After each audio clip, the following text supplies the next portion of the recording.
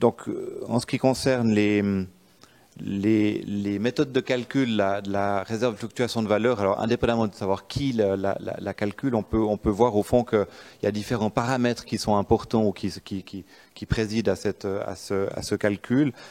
Moi, j'ai un petit peu le sentiment, en y réfléchissant, que ces paramètres c'est un fourre-tout à la Prévert. Je veux dire, on peut y mettre à peu près tout et n'importe quoi.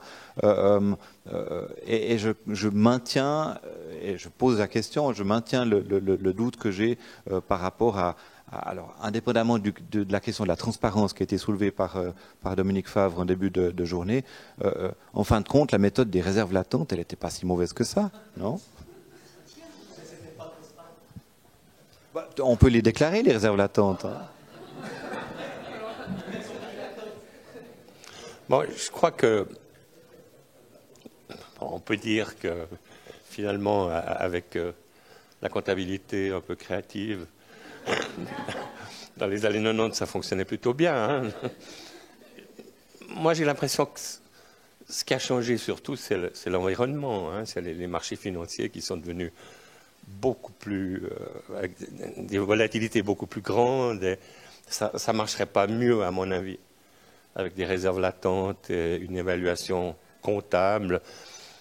À l'époque, là, je me souviens que moi, je connaissais bien 2 entreprises qui utilisaient la même méthode hein, pour les actions, par exemple. C'est ce qu'on appelait la Mindestwert, hein, c'est-à-dire de l'historique. Et j'ai compris que ce n'était pas du tout la même méthode, parce qu'une, c'était titre par titre, puis l'autre, c'était pour l'ensemble des actions.